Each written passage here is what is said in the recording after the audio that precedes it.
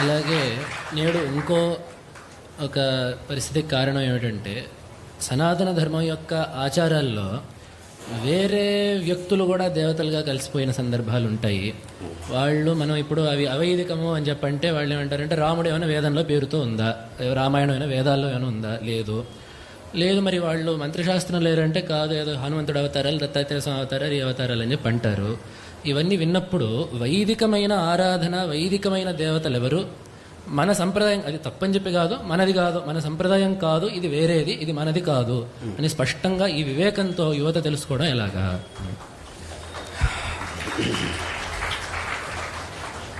అంటే ఇక్కడ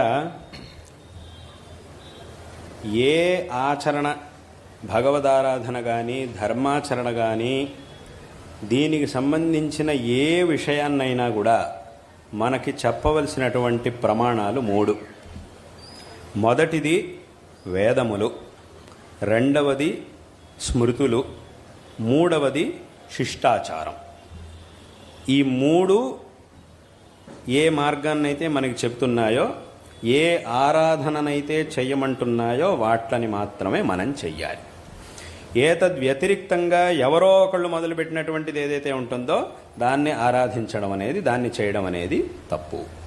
అది స్పష్టంగా ఇందులో ఏమాత్రం సందేహం లేదు.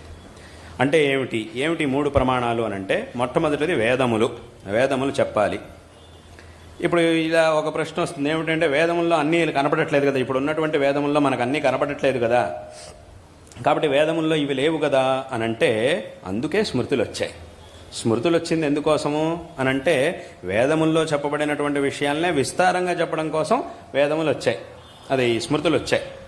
అంటే అక్కడికి ఏమైంది, అందుకే శాస్త్రంలో ప్రసిద్ధమైనటువంటి ఒక మాట, ఇతిహాస పురాణాభ్యాం వేదం సముపబృంహయేత్ అని ఒక మాట ఉంది. అంటే దీని అర్థం ఏమిటి, ఈ ఇతిహాసములు పురాణాలు వీటిలోనే స్మృతులు ఇతిహాస పురాణాదులు ఇవన్నీ కూడా వేదముల్లో చెప్పబడినటువంటి విషయాలనే ఇంకా విస్తారంగా మనకి చెప్పడం కోసం వచ్చాయి. కాబట్టి అక్కడికి ఏమైంది అని అంటే, ఈ స్మృతులలో చెప్పబడినటువంటి విషయాలన్నీ కూడా ఏవైతే ఉన్నాయో అవన్నీ కూడా వేద సమ్మతమైనటువంటి విషయాలే.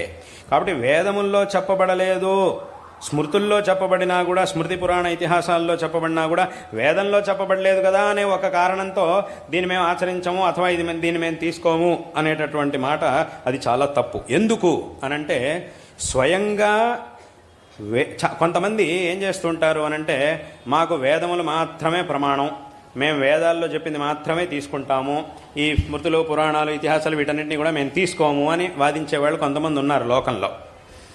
కానీ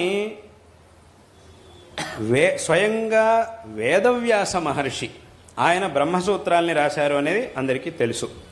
వేదవ్యాస మహర్షి రచించినటువంటి బ్రహ్మసూత్రాల్లో చాలా చోట్ల ఆయన ఏం చేస్తారు అనంటే, అక్కడ ప్రతిపాదన చేస్తున్నటువంటి విషయానికి సంబంధించినటువంటి వేదవాక్యాన్ని ప్రమాణంగా చూపిస్తూ దాని వెంటనే స్మృతి వాక్యాన్ని కూడా ప్రమాణంగా చూపిస్తారు. చూడండి, ఫలానా విషయంలో ఈ వేదవాక్యం అనేది ప్రమాణం, ఈ వేదవాక్యంలో ఈ అర్థాన్ని చెప్పారు కాబట్టి దీన్ని తీసుకోవాలి అని చెబుతూ ఇదే విషయాన్ని ఫలానా స్మృతిలో కూడా చెప్పారు కాబట్టి దాన్ని మనం తప్పకుండా తీసుకోవాల్సిందే అని వేదంతో పాటే స్మృతిని కూడా వారు తమ సూత్రాల్లో ఉదాహరిస్తూ ఉంటారు.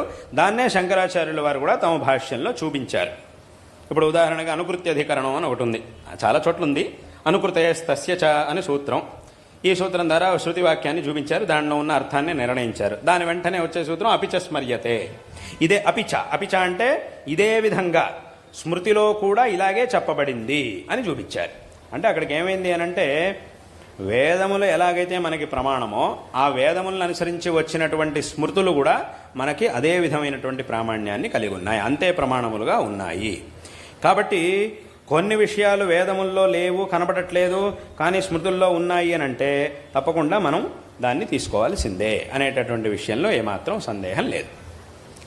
అదేవిధంగా ఇంకా కొన్ని విషయాలు ఉంటాయి, అవి మనకి వేదముల్లోనూ ప్రత్యక్షంగా కనబడవు, స్మృతుల్లోనూ ప్రత్యక్షంగా కనబడవు, కానీ శిష్టాచారంలో ఉంటాయి. శిష్టాచారం అని అంటే ఏమిటి, శిష్టులైనటువంటి జనులు చేసేటటువంటి ఆచరణ ఏదైతే ఉంటుందో దాన్నే శిష్టాచారము అని అంటారు.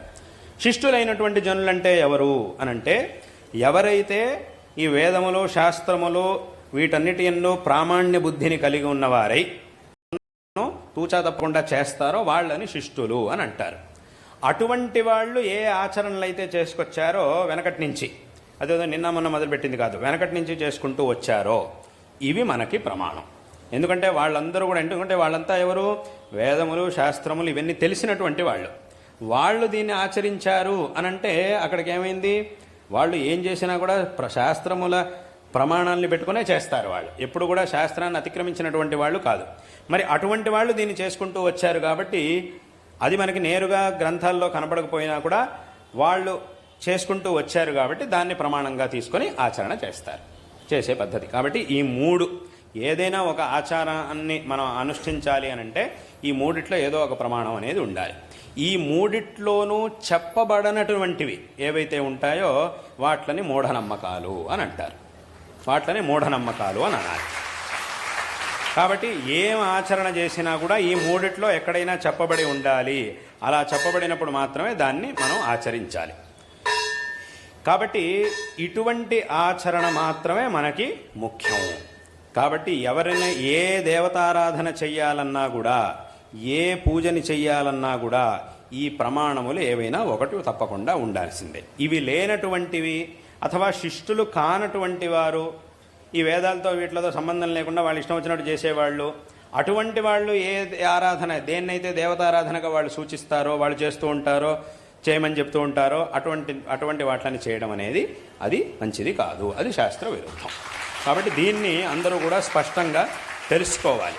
ఇప్పుడు ఎవరైనా ఒక వ్యక్తిని మీకు గౌరవించాలి, ఏదో ఆయనలో వాళ్ళల్లో ఉండే ఒకటి రెండు మంచి గుణాలను చూసుకొని మీకు గౌరవించాలి అని కనుక అనిపిస్తే, మీ మనస్సు కనుక మీకు ఈ వ్యక్తిని గౌరవించాలి అని అనిపిస్తే గౌరవించడంలో తప్పులేదు. గౌరవించడం వేరే విషయం. ఒక వ్యక్తిని గౌరవించడం వేరు, అదే వ్యక్తిని దేవుడితో సమానంగా పూజించడం వేరు. రెండిటికీ అజగజాంతర వ్యత్యాసం ఉంది. రెండిటికీ చాలా తేడా ఉంది. మాకు గౌరవించాలని ఏదో మంచి, గౌరవించడం ఎవరినైనా గౌరవిస్తాం. ఒక మంచి మనిషి గౌరవించాలంటే ఏం కావాలి? ఆ మనిషిలో మంచి లక్షణాలు ఉండాలి. ఒక వ్యక్తిని గౌరవిస్తున్నాము అన్నంత మాత్రాన ఆ వ్యక్తిని దేవుడిగా పూజించాలి అని అర్థం కాదు. ఇది మాత్రం ఇప్పుడు దీనికి చాలా తేడా ఉంది. కాబట్టి గౌరవించాలనిపిస్తే గౌరవించుకోండి, అంతే తప్ప ఈ వ్యక్తి మీద మాకు గౌరవం ఉంది కాబట్టి నేను మాత్రం ప్రత్యేకంగా గౌరవం చూపిస్తాను, కాబట్టి నేను గుడి కట్టిస్తా, అది చేస్తా, ఇది చేస్తా, నా దగ్గర డబ్బులు ఉన్నాయి కాబట్టి డబ్బులు తగలేస్తాను, పెద్ద గుడి కట్టిస్తాను, అది ఇది అని అంటే మాత్రం అది తప్పు. అలా చెయ్యాలి అని అంటే కనుక దానికి శాస్త్ర ప్రమాణం అనేది ఇప్పుడు చెప్పినటువంటి ప్రమాణాల్లో ఏదైనా ఒకటి ఉండాలి. నీ గౌరవం ఉంటే గౌరవం చూపించుకోవచ్చు, అది వేరే విషయం. అది మనస్సులో ఉండాలి. ఆ గౌరవం వాళ్ళకి మనస్సులో గౌరవం ఉండాలి. అంతే తప్ప దేవుడికి సమానమైనటువంటి స్థానం ఇవ్వడం మాత్రం అది చాలా తప్పు. అలా ఇవ్వాలంటే కనుక ఈ మూడిటి యొక్క అనుమతి, ఈ మూడిటిలో ఏదో ఒక దాని యొక్క అనుమతి తప్పకుండా ఉండాల్సిందే. ఒకటా వేదములు, లేదా స్మృతులు అంటే స్మృతి పురాణాదులు, లేదా శిష్టాచారం, వీట్ల యొక్క సమ్మతి ఉంటే గాని ఆ స్థానాన్ని మనం ఎవరికి ఇవ్వకూడదు అనేటటువంటి విషయాన్ని అందరూ కూడా స్పష్టంగా తెలుసుకోవాలి. ఇది లేనటువంటి సందర్భంలో తప్పకుండా మనం ఆ ఏ వ్యక్తిని కూడా భగవంతుడిగా పూజించడానికి సాధ్యమే లేదు అనేటటువంటి విషయాన్ని అందరూ కూడా తప్పకుండా తెలుసుకోవాలి. అది